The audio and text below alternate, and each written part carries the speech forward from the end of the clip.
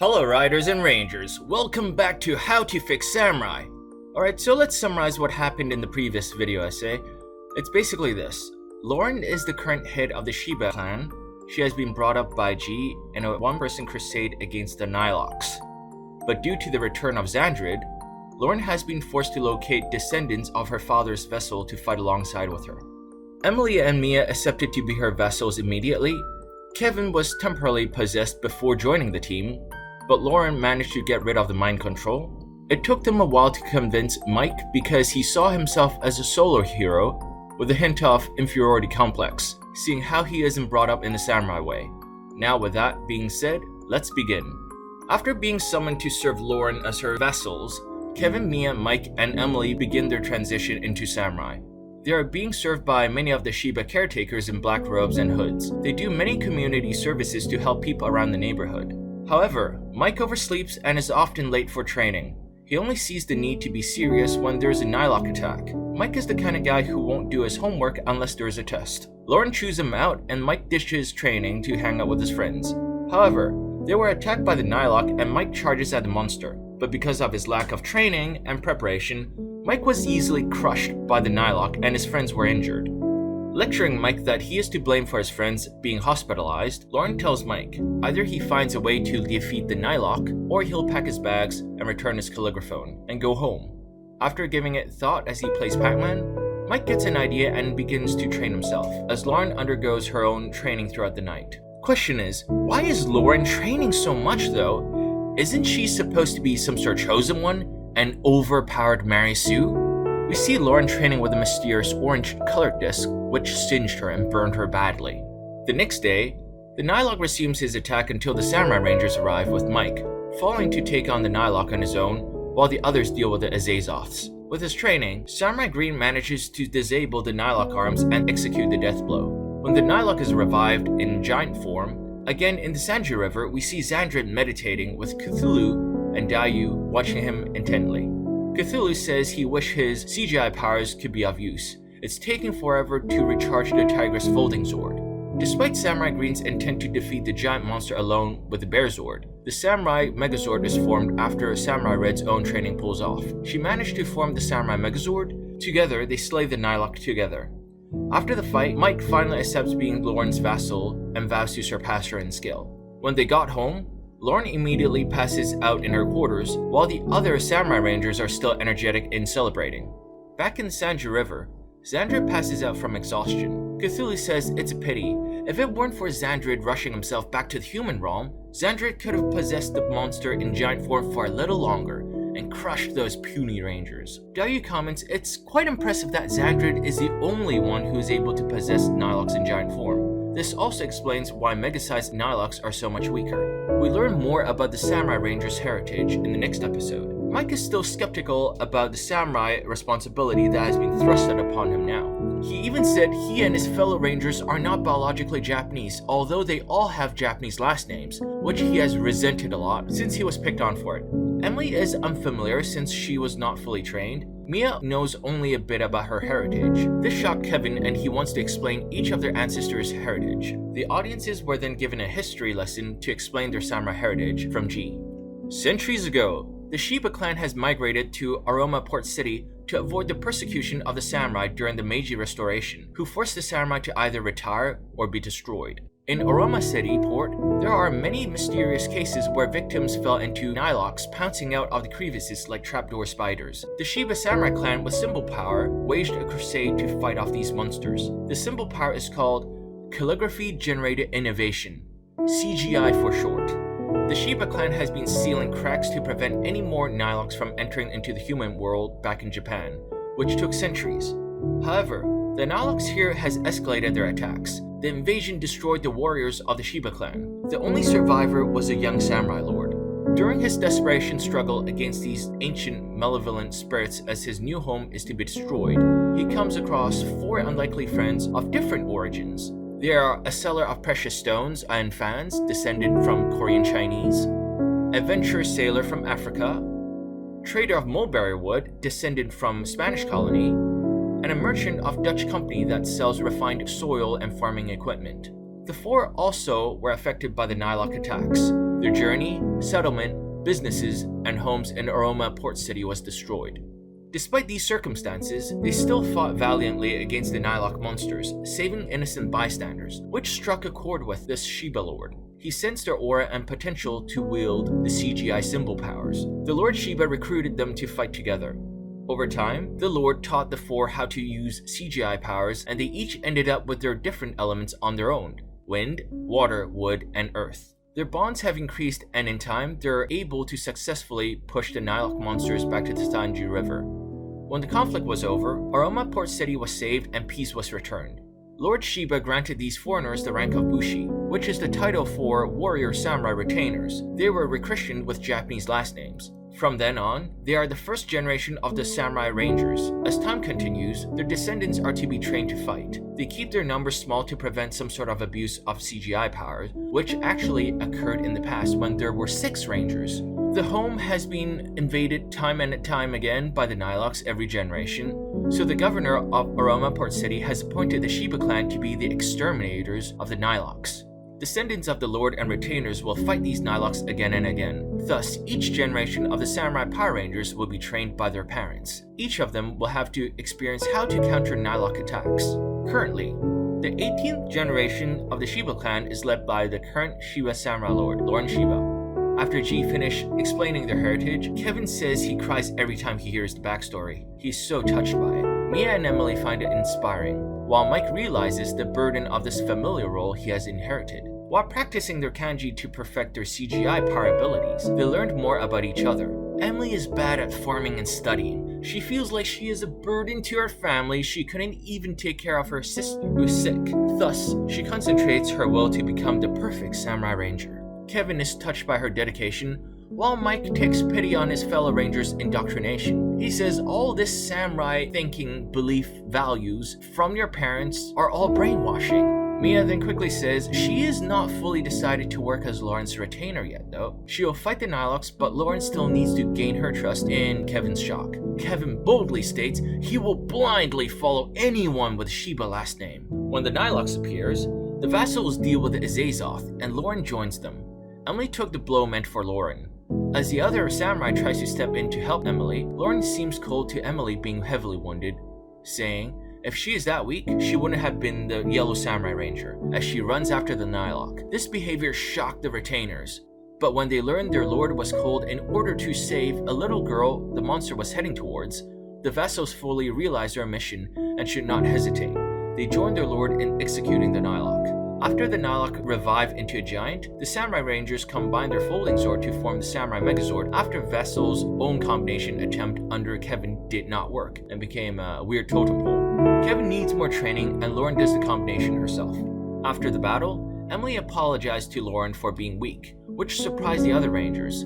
Lauren says Emily did not disappoint and thinks Emily is much stronger than how she appears to be. Lauren has always seen her as the true Yellow Samurai Ranger.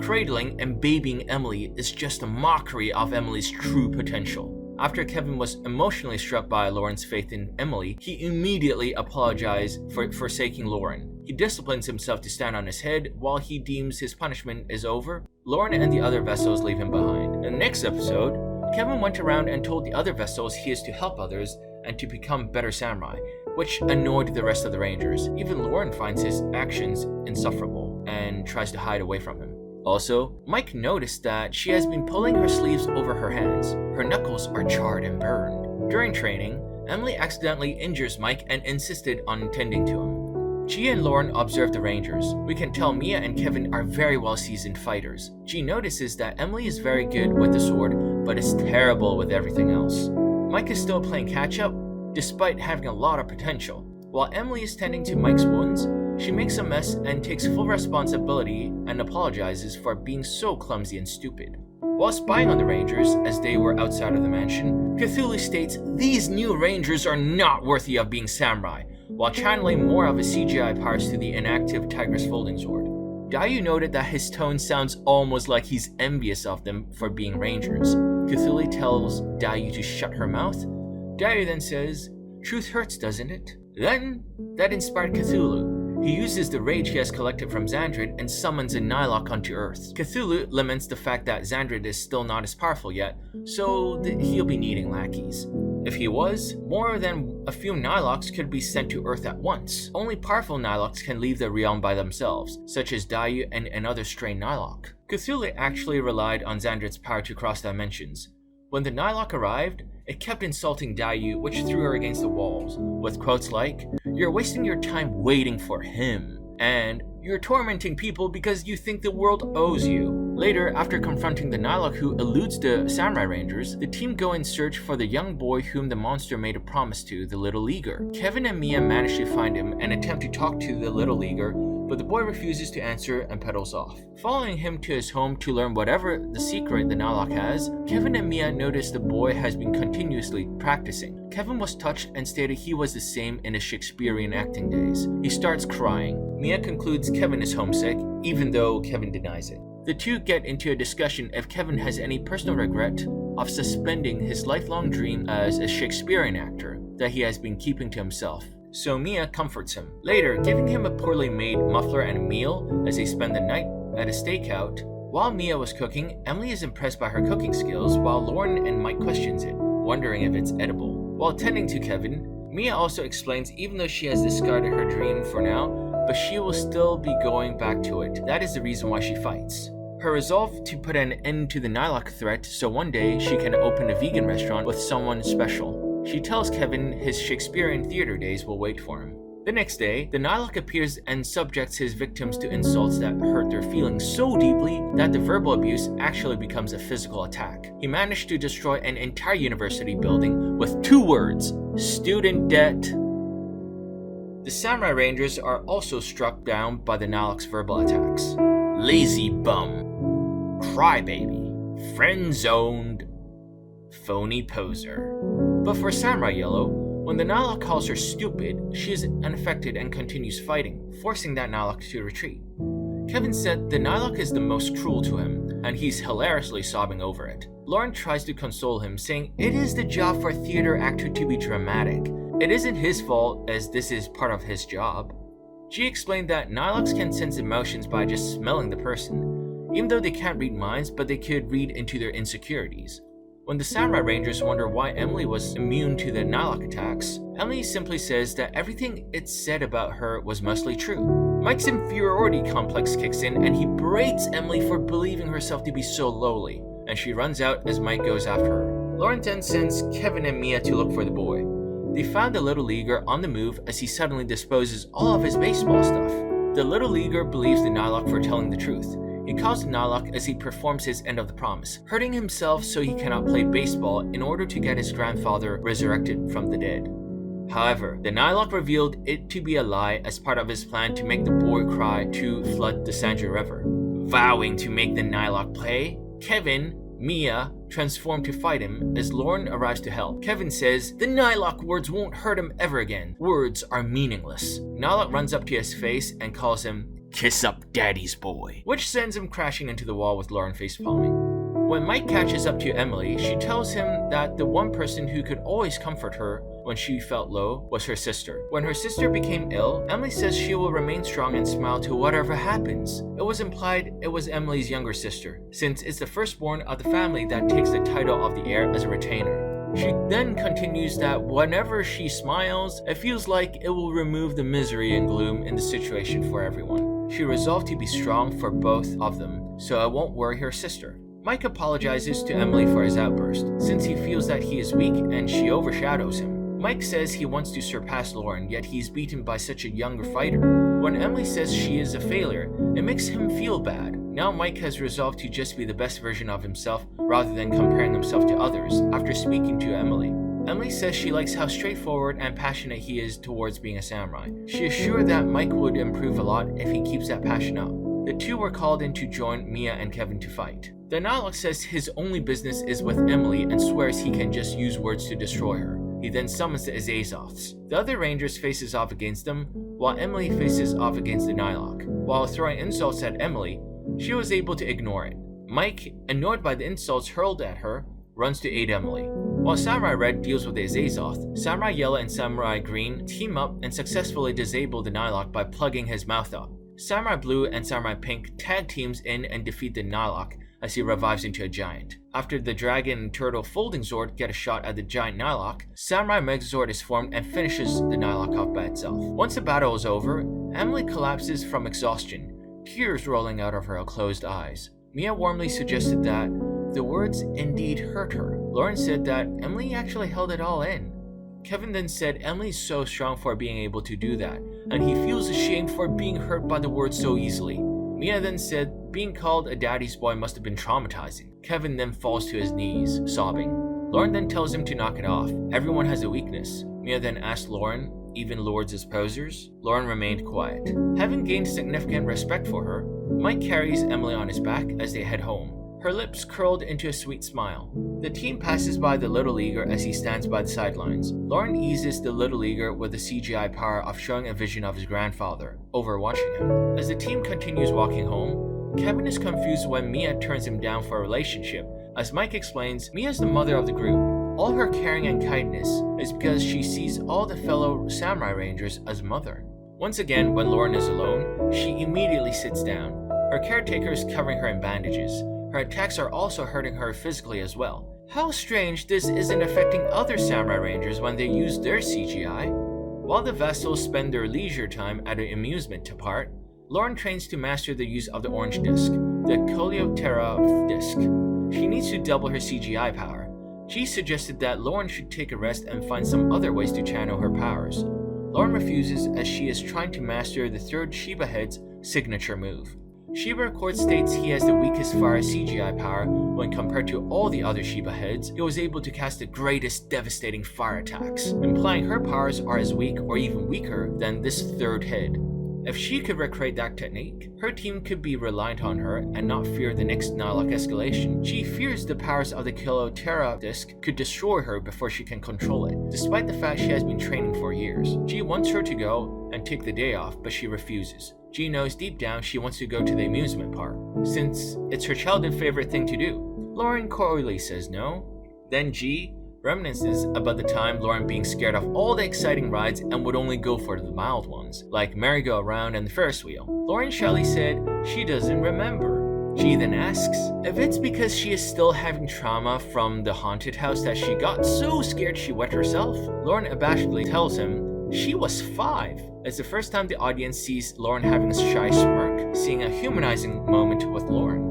Meanwhile, the Vassals are engaged in a Nylok sniper attack whose attacks have no effect on his flexible body and are no match for his marksmanship. Samurai Red arrives, but the full team is no match for the monster. CGI power was able to hit this monster sniper, but still not strong enough. Thus, Lauren takes out the Coleoptera disc, but she hesitates. Fortunately, the Nylok falls back when he begins to dry out after it gave a good beating.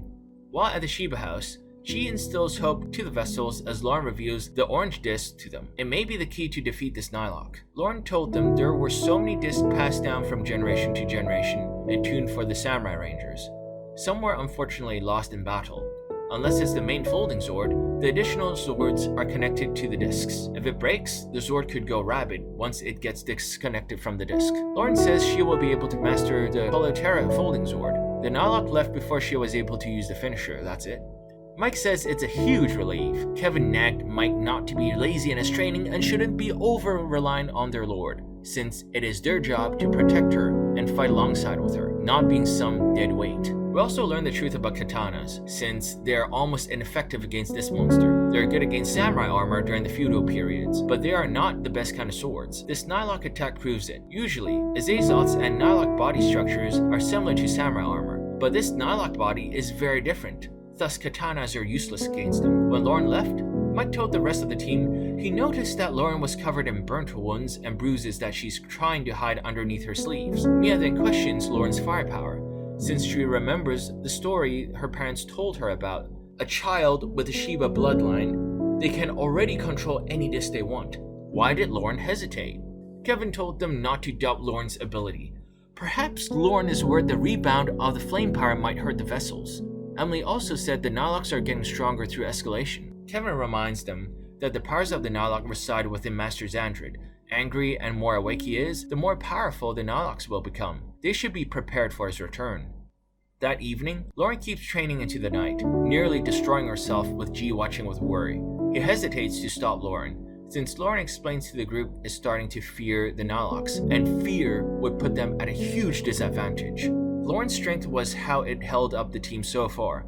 All her fellow samurai, no matter how much potential they have, lack the training she has endured, and they all, subconsciously, rely on her. Without this backbone of reliability, it would end the team. Their lives are in her hands. Lauren cannot show any weaknesses since they are still growing to know each other. She knows she is trying to emulate the previous Shiba lords. She solemnly watches Lauren and reminds her the team trusts her and would support her no matter what. The next day, a rehydrated Nylot resumes his attack, with the Vassals arriving to fight him, but they are no match. G finds an unconscious Lauren on the ground. He hesitates to wake her up due to her substantial injuries, but it is the Shiba code to protect until their last breath. Thus he woke her up. Lauren says she is on her way and she was just taking a short nap. She also uses CGI power to heal Lauren, but her wounds would open up again if she moves too much. This gave Lauren an idea. If she can't power up her CGI powers overnight, what if she borrows them from her teammates? As Lauren arrives to challenge Nylok, though reluctant at first, Lauren channels enough CGI power through borrowing her teammates and putting it into the discs, through the use of the Coleoptera disc, allowing her Fire Smasher to assume blaster mode to destroy the Nylok.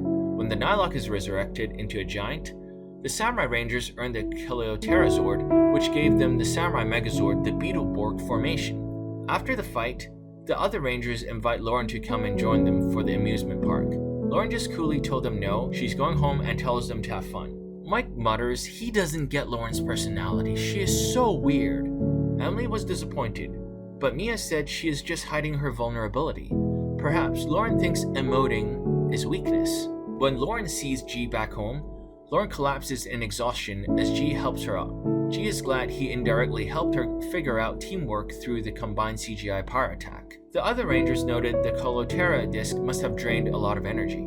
Back in her room, Lauren started crying happy tears and said she was so scared if the Coleoptera disc didn't work, they would have been finished. Why is she only showing her emotional vulnerability to G? When will the others see Lauren's true face? In the Sanji River realm, Cthulhu talks about the sniper weapon used by the Nylok in this episode, and if he could train a firing squad of his Azoths, this could easily lead him to victory. Xandra despises firearms as it's a human invention, but he lets go of his ego and allows Cthulhu to carry out some trainings for specially selected Azoths. Cthulhu says he has been trying to find an alternative mid-range attack since the use of his water CGI power has been diminished and compromised ever since he was a Nylok. Dai asks Cthulhu, is that why you haven't been using the Tigress Folding Zord for a long period of time? Cthulhu says the Tigress Folding Zord is ready for use again.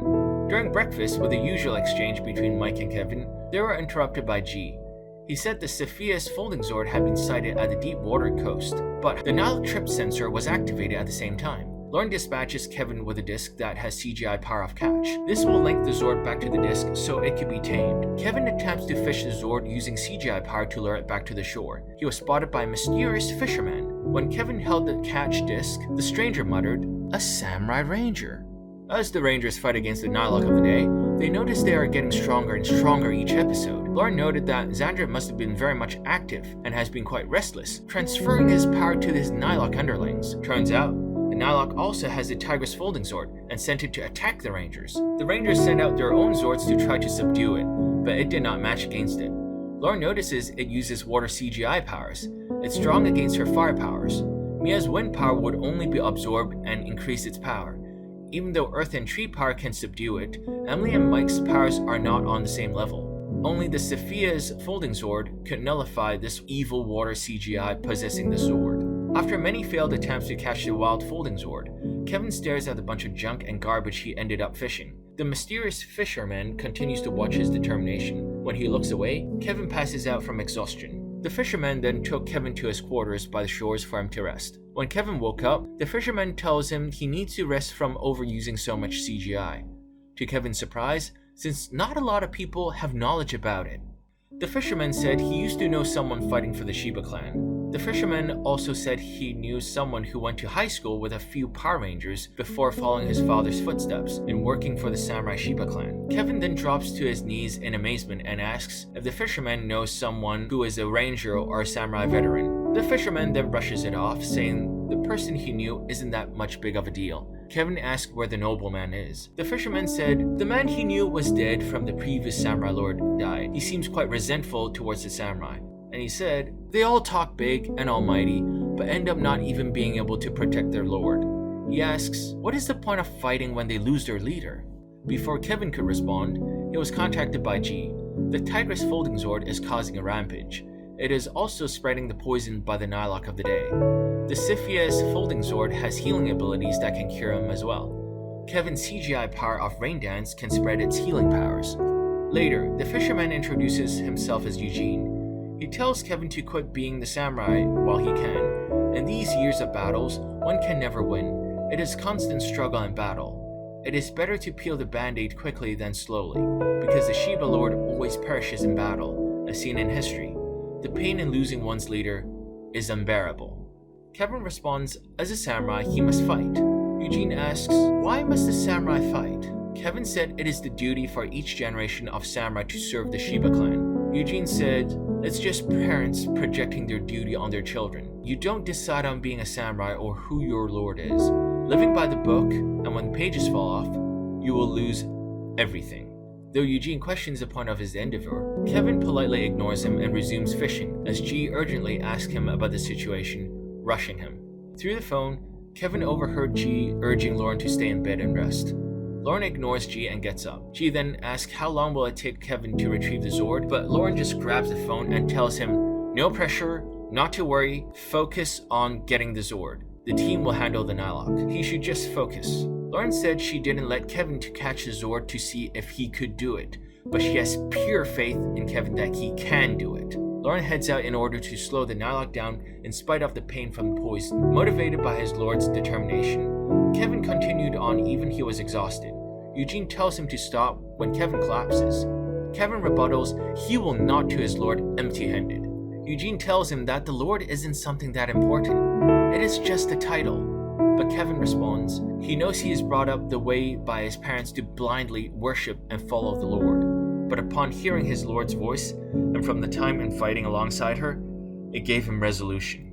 If he blindly follows his parents' indoctrination, it is basically a fight for the Lord just because. Kevin isn't fighting for the Shiba clan nor his Lord. He's fighting to protect the humanity.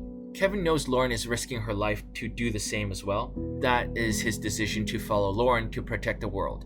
No matter how the battle ends, it will not be in vain because he knows they will succeed. The world is counting on them. Touched by the speech, Eugene helps Kevin, instructing him how to use his CGI powers. Kevin finally manages to fish the Cepheus Folding Zord out with the aid of Eugene. With the Cepheus disc in hand, Kevin manages his way to Lauren and the other Rangers who are fighting while being poisoned. Kevin uses the disc's power to cure everyone. Lauren was able to subdue Tigress Folding Zord after Kevin's rainwater powers were able to nullify the evil control. The Samurai Rangers destroyed the Nylok again with a newly formed Cepheus Samurai Folding Zord. Kevin heads back to the shed to find Eugene but couldn't find him anywhere. Kevin found a thank you note from Eugene for reminding him something important, and that note actually has a logo at the back of it. It says Angel Groves High. So at the end, we see G speaking to Eugene. Eugene offers his service back to the Shiba house to work as a caretaker again, accepted by him. Eugene also said the reason why he returned, even though his parents sent him away to Angel Grove, was because he met some Power Rangers and it inspired him to return to the Shiba clan and serve. Mike has been training a lot, waking up earlier than the other Rangers to increase his powers, but he got too zealous that he messed up the battle formation. During the fight, Samurai Green attempts to use the Kalotera disc to fight, only to be unable to use its powers as the Nylok is escaping. The uncontrollable huge surplus of power from the disc only grazed his hand, unlike Lauren, who was badly hurt by the uncontrollable energy during her training as shown earlier. Thus, Green Ranger summoned his Bear Zord to attack the Nylok. Mike accidentally created havoc and mass panic, chasing the Nylok down the streets. His Bear Zord ends up doing more harm than good. So this is why the Power Rangers never send out their Zords to just destroy an 8-foot tall monster. Soon after, an errant G chews up Mike as the two argues, while the other vassals attempt to stop the fight. G says it is very dangerous to act out of the team battle formation. It would not only endanger himself, but civilians as well. G also said he has embarrassed the entire samurai team and the Shiba clan. G also did the calculation of the damages, and he has to deduct a huge chunk out of the samurai relief budget from the Mega Monster attack funds, even though it's not from a Mega Monster attack. After the childish brawl, G and Lauren discuss the team. Lauren says everyone has a different approach to learning. G's teaching did wonders for her, but it will definitely not work on Mike. Lauren says Mike is the type who prefers to find his own samurai way rather than be obediently told. The Socrates method works best for him. G sees some wooden bamboo decorations and it gives him an idea. While Mike is in the arcade, he begins to reflect upon his actions. He finds himself so foolish and pathetic for holding the group back and not being a team player. After the two calm down, G approaches Mike. G instructed Mike every time he conjures the CGI power, he must focus on why he wants to be a superhero. Also, Mike should think about the element of his plant CGI, since it's very different from the others. His CGI is conjuring living plants, unlike the others which produces non-living magic. It is very unique. After this meditation, and by the time the two apologize to each other, Mike runs to his teammate when they were overwhelmed by the Nylok. Mastering a CGI power of plant, using it at the last second, Samurai Green manages to kill the monster by mustering enough energy through his determination and willpower, and why he wants to become a superhero. Alright, so how come Mike took so short to master the basic CGI powers while Lauren took her entire life? This isn't adding up. After Samurai Pink gives Samurai Green the Kalatera Zord, Lauren, Kevin, and Mike summons the Pavo Folding Zord. With the Samurai Megazord providing backup, the Pava Folding Zord manages to destroy the Nylok. Soon after, in spite of coming to terms, Mike and G get into another fight with Mike pranking G, saying how G taught him to never let his guard down. The Azazoth are kidnapping brides from weddings all over the city. In order to figure out why, Lauren and her vassals disguise themselves as a wedding party, hoping to bait the Azazoth. Mia is disguised as a groom, as Lauren is the bride. After their last effort proves unsuccessful, Lauren manages to get all upcoming weddings cancelled, save for one, in order to improve their chances of confronting the Azazoth. This time, Lauren stands in disguise as an elderly groom, and Mia as a young bride. They put up little resistance against the Azazoth, allowing Mia to be kidnapped. Mia is brought before Dayu, who has been kidnapping the brides, hoping to use her tears to finish the brocade on her wedding dress. Dayu reveals that she knew that the Samurai Rangers would try to stop her, so she dispatched a second set of Azazoth to kidnap the real bride. She sensed her emotions and revealed the two are quite similar. Dayu knows that Mia has an aura of being sorrowful for being rejected by love. Dayu said the cruel experience of love has turned her into what she is. Perhaps Samurai Pink would be a perfect fit to be a Nylok as well. She then forces Mia to call Lauren and others and lure them into an ambush and poised to strike Mia down. The Samurai Rangers arrive to rescue Mia, and Samurai Red reveals that she had her own counterplan. The real bride turns out to be Kevin disguised, and CGI power-based clones were used to make Dayu think that her plan has been successful. After the Samurai Rangers free the captive brides, they battle Dayu and her Azazoth. Before they can finish her off with a Fire Smasher, Deker interferes and counters the attack. Lauren is shocked because only the legendary samurai armor powers could withstand the power of the Fire Smasher. Deker says Lauren is still seasoning, but when she is ready, the two will duel as a vow made between two parties. Deker spurts Dayu away with a giant Azazoth providing cover for them. Samurai Megazord, using both the Kaleotera and Zephia's Folding Zord, destroys the remaining grunts. Mike praises Kevin for his acting, but he says his skills in cross-gender acting are still not there yet, since he is still mastering to disguise his voice as of a young girl. Mia's word about the traditional saying that wearing a wedding dress before marriage would jinx her future marriage. It was also revealed that Mia has a crush on a boy back home. Emily calms her down and suggests eating in a cake shop. She even invites Lauren as well. And it is first time we see Lauren joining the other Rangers together, so she is slowly warming up to others. Afterwards, as the Vassals head to the cake shop to celebrate, Lauren is troubled by Deker's parting shot about testing her abilities soon. Just what vow is Deker talking about that Lauren doesn't even know about?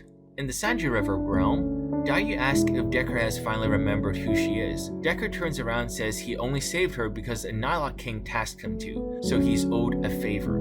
He coldly states he does not remember her and neither cares about her existence. Dayu stood there silently as she watched Deker leaves. Frustrated at how slowly he is healing, an enraged Xandred drunkenly sends an entire army of Azazoth to the mortal realm, with samurai rangers managing to drive the sluggish army of Azazoth back to the Sanji River, while another wave takes place. They're all going after Samurai Red on Xandred's intoxicated command. After Samurai Red takes them all out, the Vassals learn that the Nylok are now after Lauren, as her death would ensure Xandred would never be resealed. While Xandred takes a nap from drinking too much human fear brew, Cthulhu summons the Nylok swordsman, who uses the Shiba house's detection system to lure the Samurai Rangers into a trap and calls Lauren out. Not wanting the Vassals to risk their lives for her, Lauren accepts the Nylok's challenge and fights the Nylok by herself. Losing to the Nylok, Samurai Red is horrified when Samurai Blue and Samurai Yellow take a hit meant for her.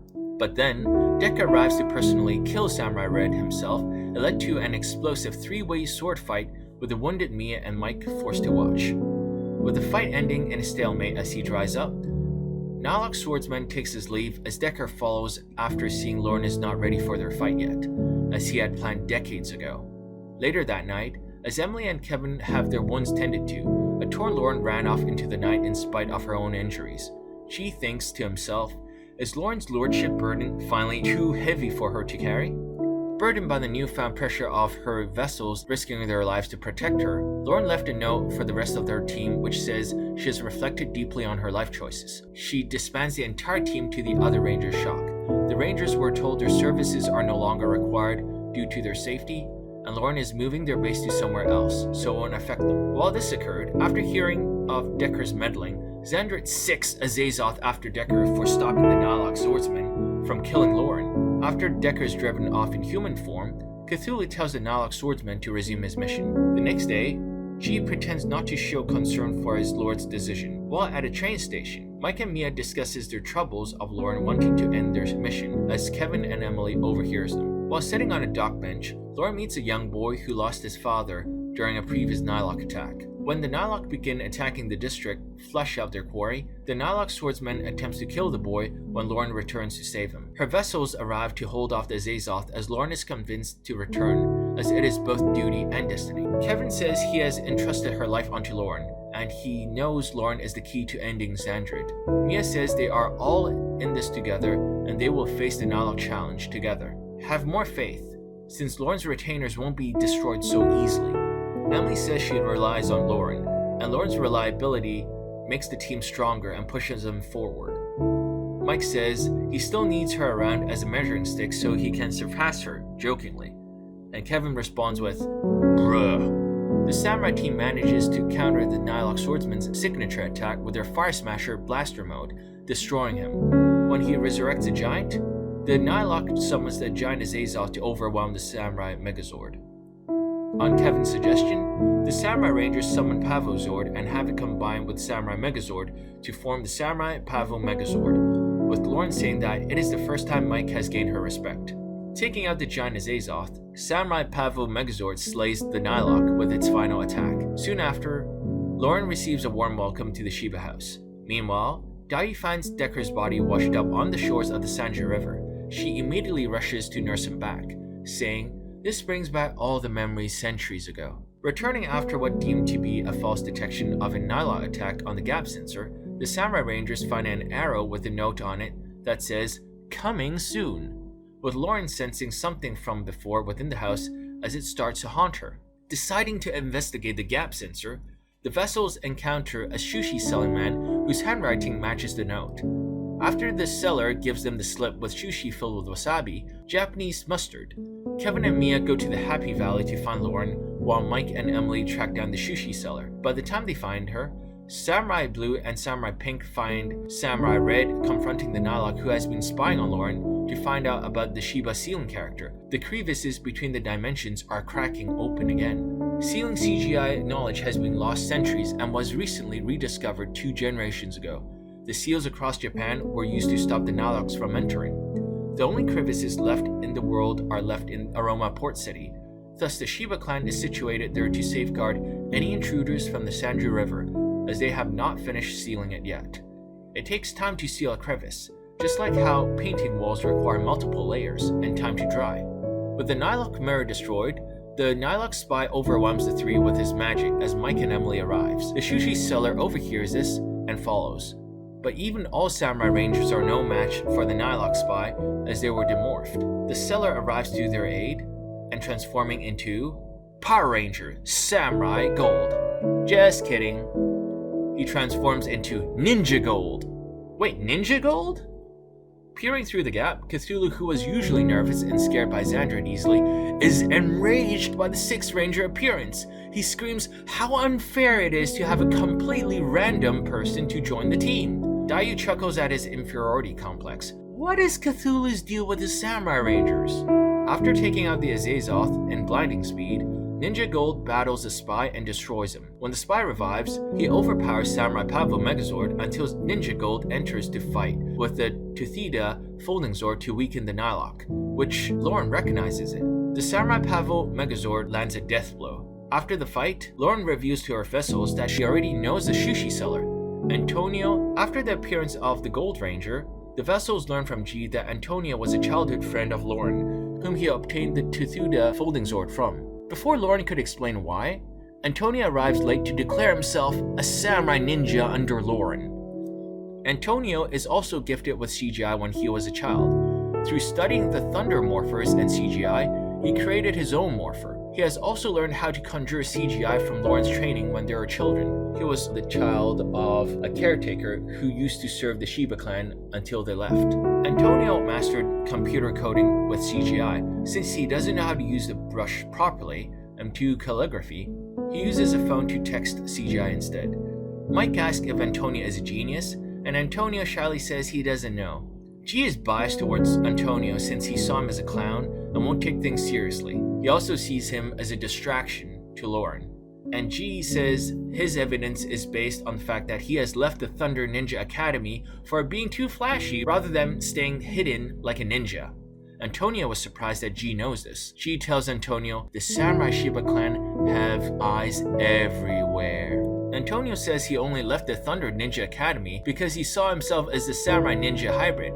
He's not allowed to use CGI magic during exams, which he finds very limiting.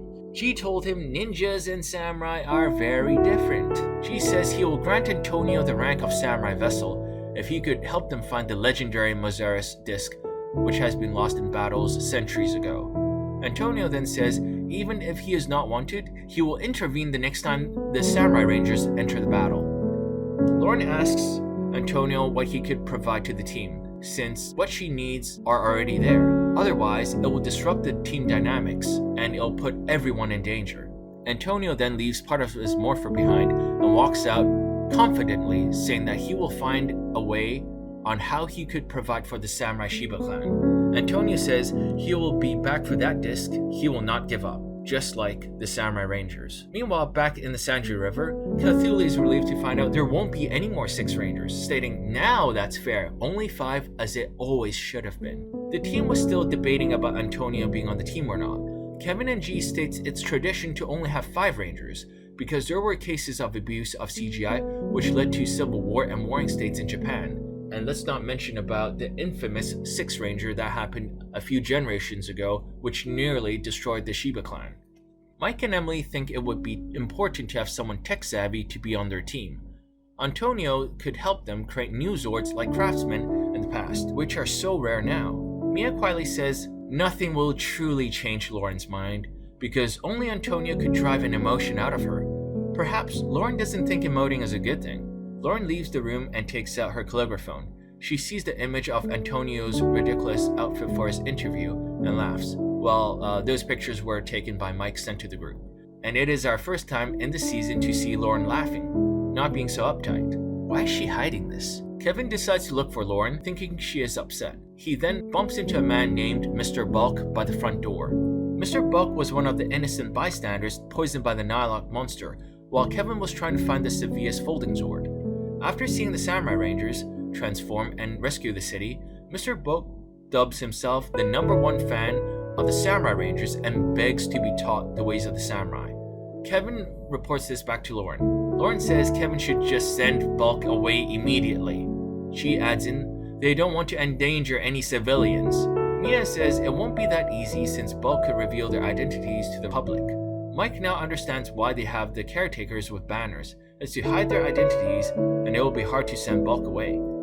Emily says it is possible to teach Bulk their Japanese heritage and culture, despite not being Japanese descendants themselves. They could be the bridge between Western culture and Eastern culture. She then says it is possible to do that. Lauren says that idea is fantastic, win-win situation. If Bulk enjoys it, he will be on his way and spread the samurai culture, and if it bores him to death, Bulk might just leave and quit.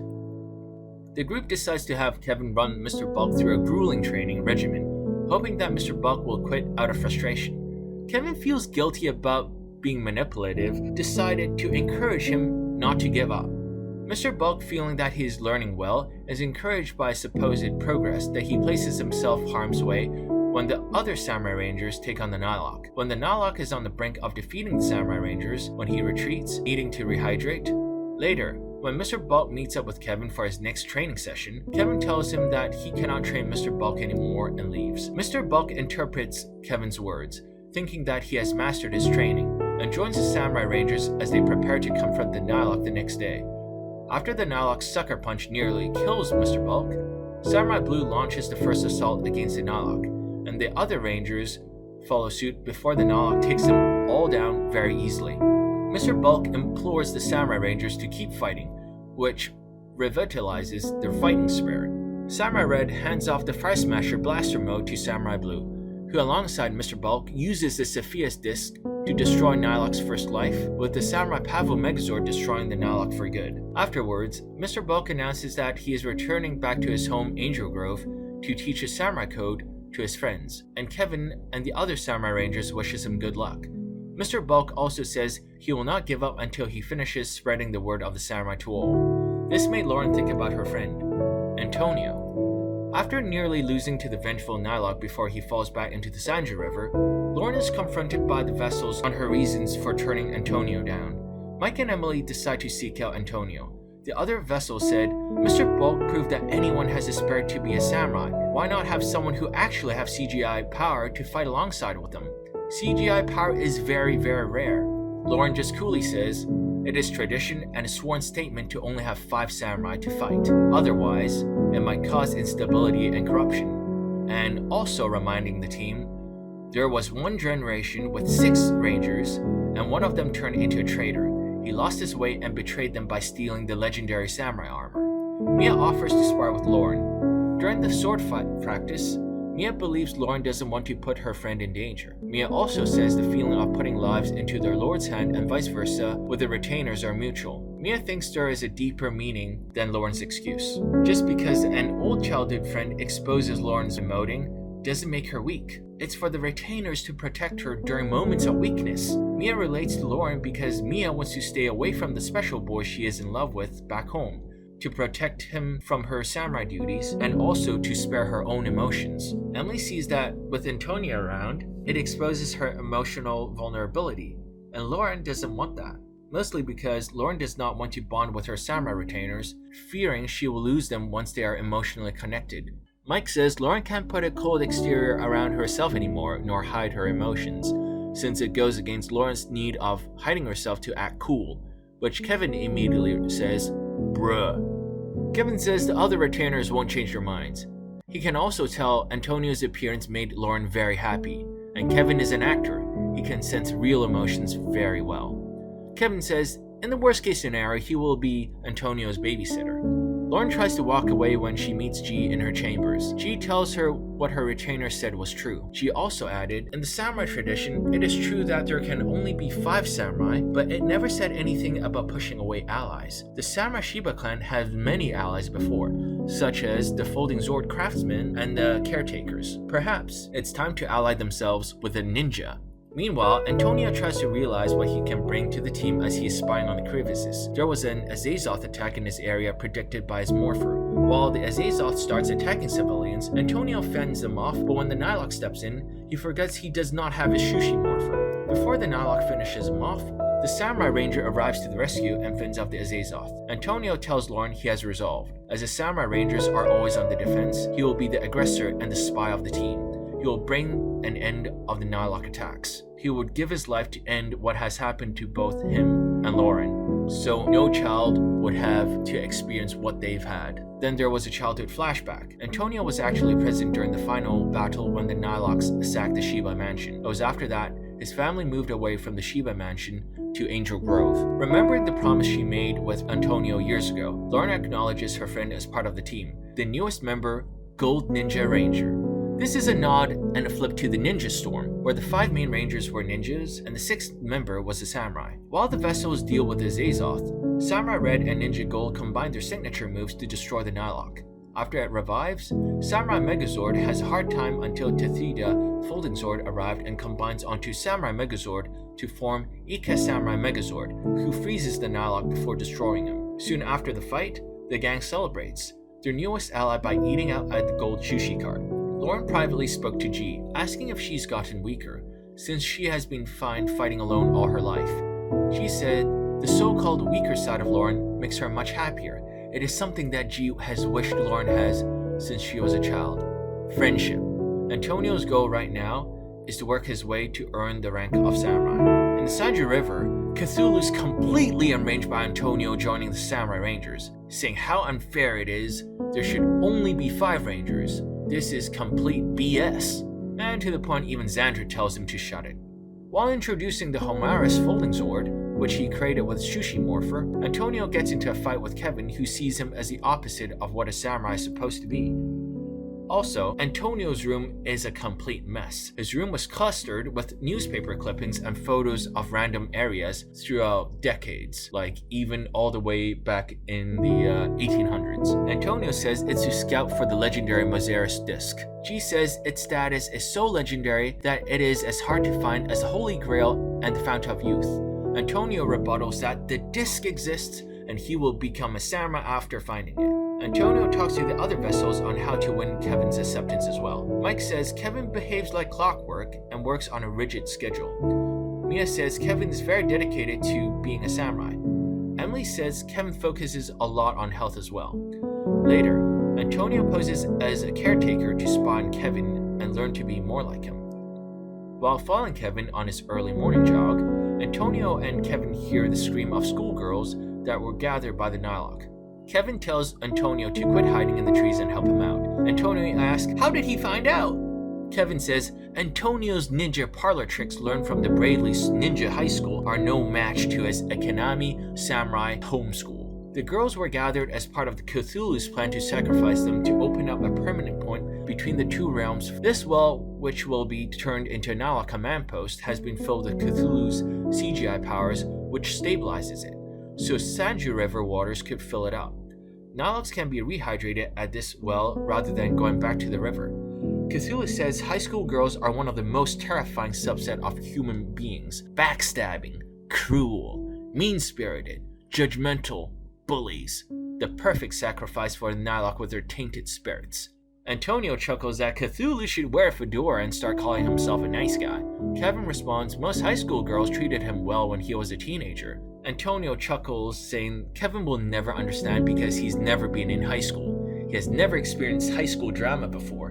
And also Antonio mutters, high school girls may not be the best, but they aren't that evil. Unable to contact the others due to the barrier that Cthulhu set up around the area, Samurai Blue and Ninja Gold were disarmed as they were unable to fight against the oil-spitting Nylok who was working with Cthulhu. The Nylok blasted 2 off with oil.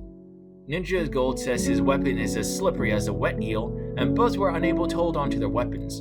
Azazoth were then sent after them. Antonio asks why doesn't Kevin accept him as being part of the team. Kevin says samurai is a serious job, and what Antonio's witless behavior is treating his entire lifelong training as a joke. Antonio says everyone has a different way of handling pressure.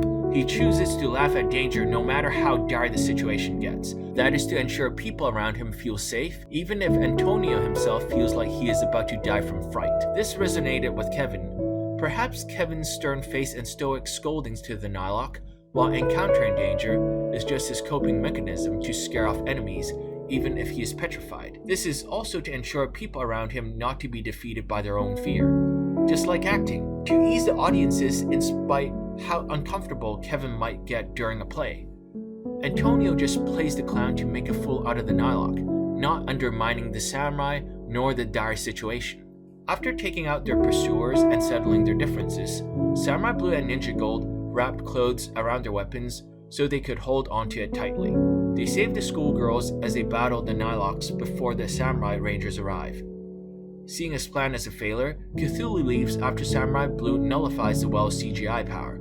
The Nylok is destroyed by Ninja Gold and Samurai Blue, and later destroyed by the Megazords after it's resurrected. The girls thank the Samurai Rangers after the battle ended. As the group returns to Antonio's sushi stand, Kevin finally acknowledges there is more than one samurai way, as seen in Mike. However, Kevin argues with Antonio again after Antonio calls Homura's folding Zord Homer. Kevin says it is an insult to the great Greek writer Homer. While Antonio argues, well, The Simpsons made Homer into a full-blown idiot, Kevin insisted they should call the Zord Mr. Krabs instead, and Antonio says Mr. Krabs is the villain of SpongeBob. Alright, Riders and Rangers, thank you for tuning in How to Fix Samurai Part 2. Alright, Part 3 and 4 and so on will be completed as soon as possible.